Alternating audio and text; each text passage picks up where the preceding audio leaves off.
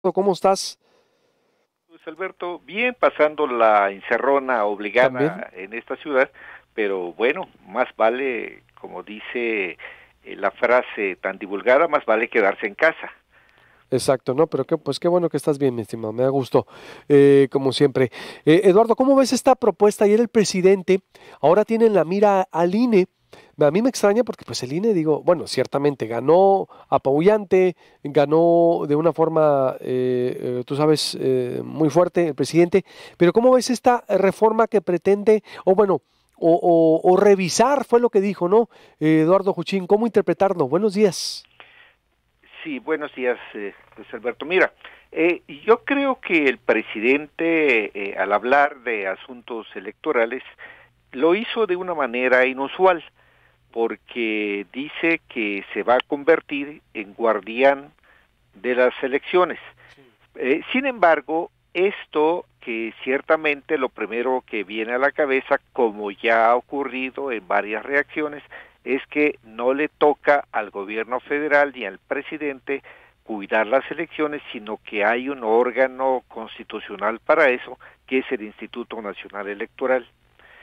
Dicho esto, creo que importa detenerse en lo que dijo textualmente Andrés Manuel López Obrador. Él dijo, me voy a convertir en guardián para que se respete la libertad de los ciudadanos a elegir libremente a sus autoridades, lo cual me parece que no le puede ser reprochable a nadie, aunque, insisto, es una manera inusual de expresarse en estos temas electorales por parte de un presidente.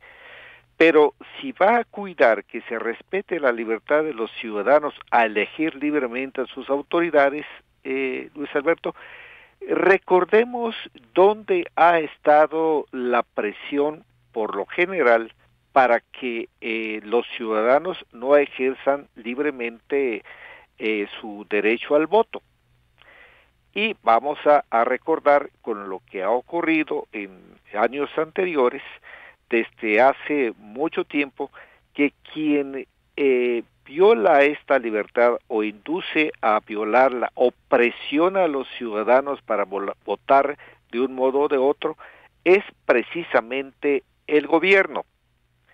De tal suerte que cuando dice que me voy a convertir López Obrador en guardián para que se respete la libertad de los ciudadanos, pues me parece claro que lo primero que tiene que hacer será que sus subordinados, sus eh, eh, funcionarios del aparato del gobierno federal no intervengan de ninguna manera ilícita en estas elecciones, porque luego el ruido que envuelve a los asuntos, digamos que evita que se tenga presente la literalidad de declaración, porque después de lo que te mencioné, él dijo, ya sé que existe el INE, no me voy a involucrar en eso, nada más que estoy obligado a denunciar si hay intentos de fraude como cualquier ciudadano. Y entonces, esa es la referencia que hace en esta parte de la mañanera de ayer al Instituto Nacional Electoral. Dice expresamente, no me voy a involucrar en eso.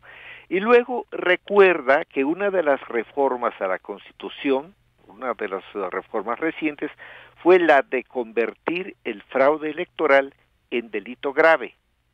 En consecuencia, al responsable de algún fraude electoral por estar comprando votos, dice el presidente, por estar condicionando el voto, por estar utilizando dinero del presupuesto para favorecer a partidos, a candidatos, que se falsifique actas, que se embaracen urnas, que se cometa fraude, recuerda el presidente, va a ir a la cárcel sin derecho a fianza. Entonces, sí, ciertamente, insisto, es inusual una declaración de ese tipo, pero el contenido de la declaración me parece que no es reprochable a un funcionario público. Eh, En decir, voy a convertirme en guardián de las Ahí elecciones. es donde está la frase que resulta un poco atípica, es inusual y hasta puede ser reprochable como ya lo está haciendo, porque lo primero que se piensa es que el guardián es un órgano autónomo institucional que es el Instituto Nacional Electoral. Ahí sí quizás no fue la frase afortunada, ¿no? El autonombrarse guardián del asunto electoral. En lo que sí estás de acuerdo, ¿qué es? Sí, pero entonces lo que dice después, cuando dice qué entiende por ser guardián de las elecciones, me parece que eso no es reprochable, al contrario, qué bueno si el presidente cuida que de parte de las distintas instancias federales, de gobierno federal, no se intervenga como se ha hecho en muchas ocasiones en este país, que no se intervenga en presionar al ciudadano o en inducir de alguna manera ilegal el voto. Entonces eso digo... ¿No peligraría no peligra la autonomía del INE con esta intención del presidente? Yo creo que no, Luis Alberto, porque, insisto, por eso leí la parte correspondiente de la declaración del presidente, porque incluso dice literalmente, no me voy a meter en el INE.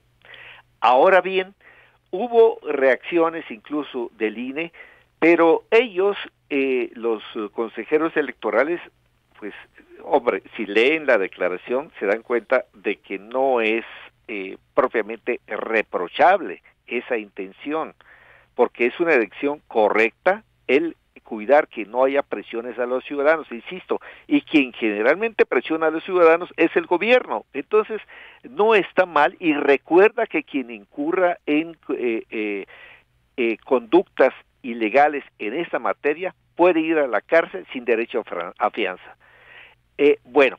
Pero ¿qué es lo que yo creería que es lo que irritó a algunos consejeros del Instituto Nacional Electoral?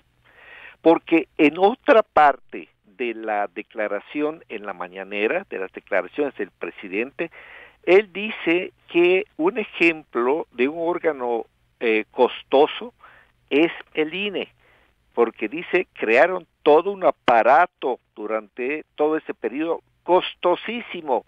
Es el aparato de organización de elecciones más caro del mundo, y luego dice, nunca garantizaron elecciones limpias y libres. Ahora bien, sí, ciertamente no tengo el dato exacto de si es el aparato de organización electoral más caro del mundo, pero sin duda, Luis Alberto, es uno de los más caros del mundo. Recuerdo, ¿por qué? Porque esta sí es una información correcta. El presupuesto de este año del Instituto Nacional Electoral es de 11,421 millones de pesos. Esto después de que en la Cámara de Diputados le quitaron 1,071 millones de pesos. 11,400 millones de pesos. Le quitaron 1,071 millones de pesos. Pero les quedó 11,421 millones, Luis Alberto. Ahora bien, recordemos cuántas elecciones hay este año en el país. No hay, desde luego, ninguna elección federal. Hay 2 elecciones locales, ni siquiera de gobernador, sino municipales y congresos, en 2 estados, que son Coahuila e Hidalgo. ¿Se justifica este gasto? Pues es evidente que no. Y si a eso le agregamos lo que cuestan los partidos políticos, bueno, la verdad es que esto yo lo he venido diciendo por años, es un costo descomunal el que tienen las elecciones y los partidos políticos en este país. Y Luis Alberto, llamo la atención, estamos hablando de los gastos federales. Claro. Además están los gastos locales y el financiamiento de los partidos políticos también locales. Entonces conclusión. Cuando se habla de que el INE y las elecciones, el INE tiene un aparato costosísimo, es un órgano costosísimo, pues se está diciendo literalmente la verdad. No es porque lo diga ahora el presidente, insisto, yo lo vengo diciendo durante años. Entonces, esta parte sí es esencial. O sea, sí debe haber una reforma entonces a su presupuesto. ¿Tú sí estás de acuerdo ahí en ese sentido de que desde luego que tiene que revisarse esa situación, porque también hay algo que conviene tener presente, Luis Alberto. El INE, pues desde luego pide un presupuesto, pero es la Cámara de Diputados quien aprueba ese presupuesto, y lo ha venido aprobando durante un buen número de años, casi sin tocar ese presupuesto. Y entonces llegamos a estos excesos que no tiene remedio. Sí es un aparato costosísimo, sí es un aparato, el del INE, de los más costosos del mundo. Es necesario revisar y es necesario pues dejar el presupuesto del INE y el costo de las elecciones, porque insisto, no es solo el INE, el costo de las elecciones en un monto racional en un país que tiene tantas carencias como México. Te agradezco mucho como siempre, Eduardo, y un placer escucharte. Buenos días. Muy buenos días, Luis Alberto. José